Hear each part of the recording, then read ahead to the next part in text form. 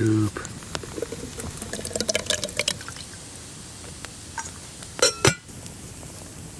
So, quite a rare occasion today. I'm out in the forest for lunch, which hasn't happened. This is the first time this happened this year, actually. Just a little check of this. See what's getting on. Yeah, it's just starting to bubble.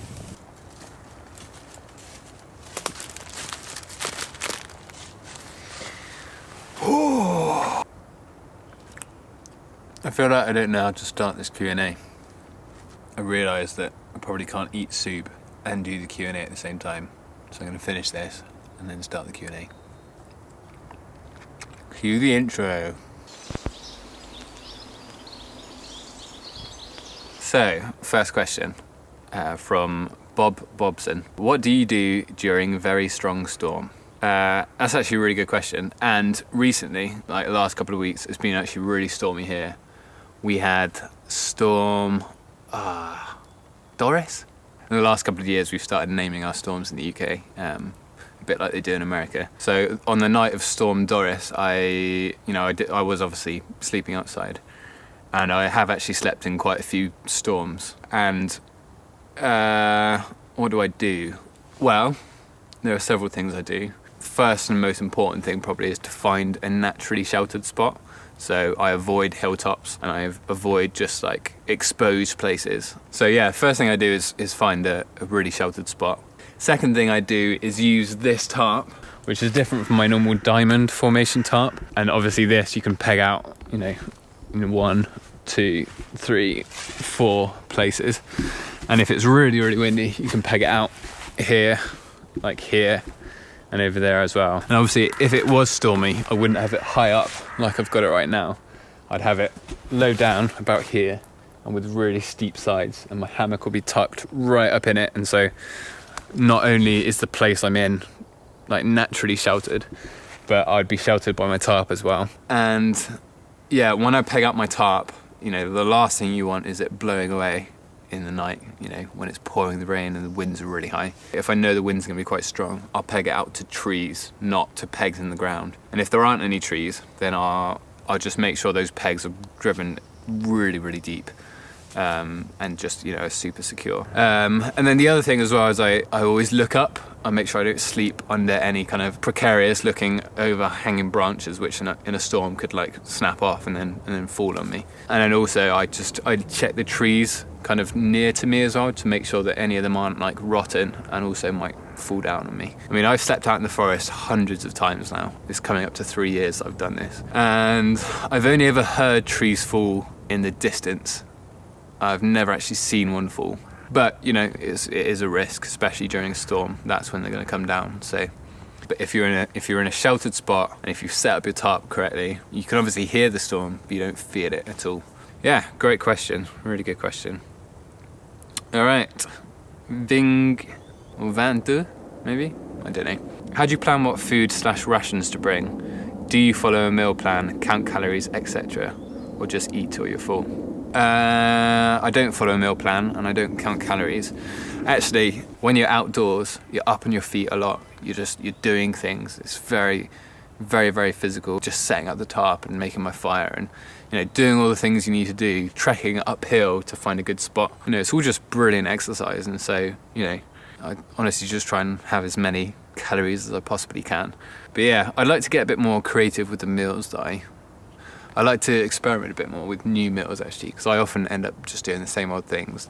Okay, so Puyan Kirkzak asks, where do you shower? So I actually did answer this in one of my first vlogs. I think it might have been episode 8. I can't remember. So when I first started sleeping outdoors, I had a job here in Bristol, and at my job there was a shower. And so keeping clean was super simple because I'd literally just get to work an hour before work started. I'd like shower and wash and change, so I was completely clean and fresh for work, which was great. And then I quit my job and started my animation business, and I actually rented a desk in London for 6 months. Part of my criteria for the desk that I was renting was that there had to be a shower in the building, and so there was. And so for 6 months, again, it was just really easy because I'd go to where I was renting my desk, have a shower, get clean and get on with my work. And then I felt a bit frustrated because I was kind of stuck in London, basically. And obviously wild camping in London is pretty difficult. And so I stopped renting my desk, and then I found that basically I could always find a shower somewhere. I found out that a lot of motorway service stations have showers, and then sometimes I go to swimming pools. Basically, I quite enjoyed the sort of daily challenge of keeping clean. But this is such a long-winded answer. In the last couple of weeks, it's all changed because I finally decided to get a gym membership. It's so funny because I don't expect to be able to have a shower because, I've chosen this crazy lifestyle where I sleep out in the forest. And so I don't have my own shower anywhere. Now that I've got this gym membership, every single day I have a guaranteed shower, and it's a really nice shower that gets cleaned by someone. And not only is there a shower, but there's like a sauna and a steam room and a swimming pool and a gym. And so I'm absolutely loving it, actually. And the last couple of weeks, my morning routine has been wake up, get there for 7 o'clock, do a bit of exercise in the gym, and then have a shower, and then get on my day. And there's a cafe there as well, so I can have my morning coffee and my breakfast there. And so I'm absolutely loving it. All right. It's funny now, I was sat down for ages, my hands are really cold. Actually, I might have a change of scene and go near the fire.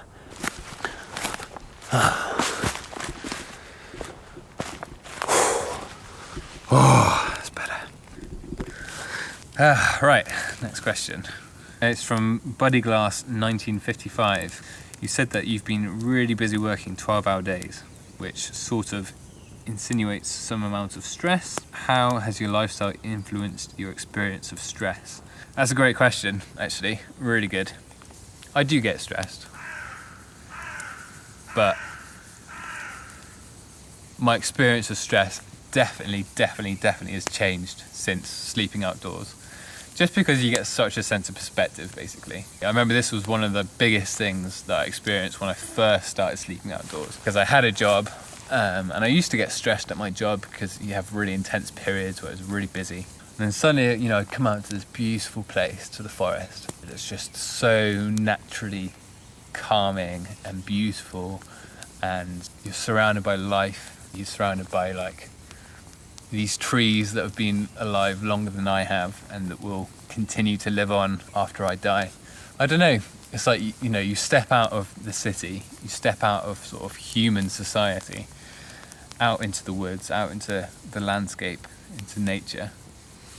And it just gives you an amazing sense of perspective. And then suddenly all the things I was stressed about in my work just weren't stressful anymore. And I was like, oh yeah, it's not actually a big deal. And it didn't make me not care about my work. It just made me see it from a very different perspective. It's been amazing the last 2 months, even though I have been really busy working all these, really long days. It's been so amazing to head out to the woods, head out to the forest. I'm sure that's kept me sane.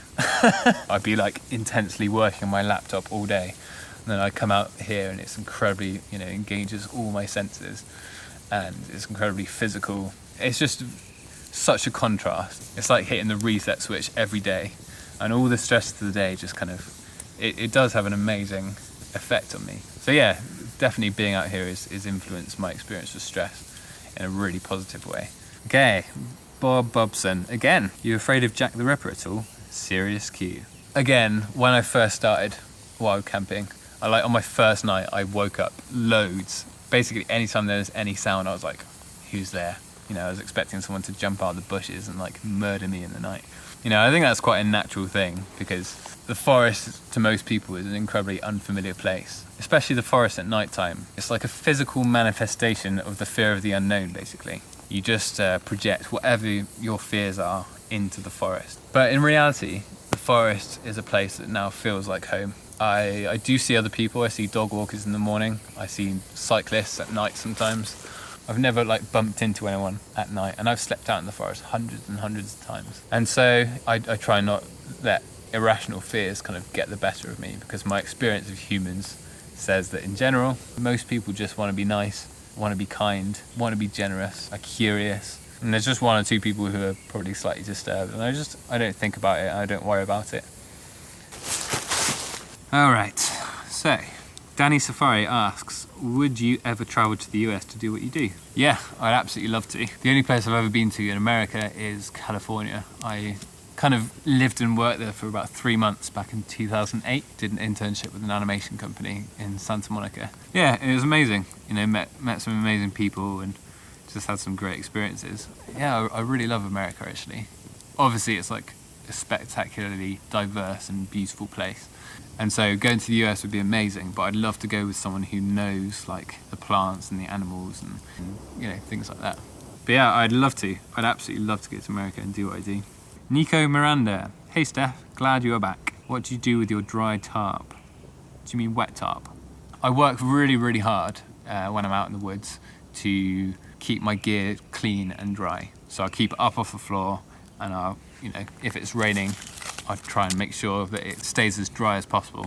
Except for my tarp. My tarp is the thing that gets wet, it keeps everything else dry. And so yeah, theoretically, even if it's been like absolutely hammering down with rain, my tarp is the thing that's wet and everything else is dry. And then yeah, I'll roll up my tarp when it's wet, because I'll be using it like a few hours later. It's fine just to store it wet for a short amount of time. And because it's like so thin and because it's waterproof, it dries really, really quickly. So if it's a dry night, it'll be completely dry by the morning. I can just pack it away and it'll be totally fine. So Gavin McGuinness asks, do you have a 5-year/10-year plan, or are you just going with the flow at the moment? I think one day I will have a sort of more conventional home. You know, I'll live in a house probably. But for me right now, in this season of my life, this suits me really well. I think for me, the question I constantly ask myself is like, how do I stay engaged with society, run my business, do all the things I want to do while still sleeping outdoors? Now that involves, you know, having my gym membership. That's my alternative to having like a bathroom and a shower. Instead of having a washing machine, I go to the laundrette and I do my washing there. And there are so many like comforts and conveniences in society that I can actually live this kind of lifestyle very, very comfortably. So yeah, at the moment I'm really loving it, but I think I probably will stop one day. Okay, I filled up my 64GB memory card on my GoPro. I've been rambling on for ages. I will edit this down so it's hopefully like slightly interesting and not too long-winded. But I think that's a good cue for me to stop. It's also just started raining. So hope that was interesting. I will do more Q&As, I think. Perhaps I'll try and do like a once a month Q&A as well as sort of regular vlogs. So keep asking your questions and yeah, I'll do my best to kind of answer them as best I can on the next Q&A. So thanks for watching. See you next time.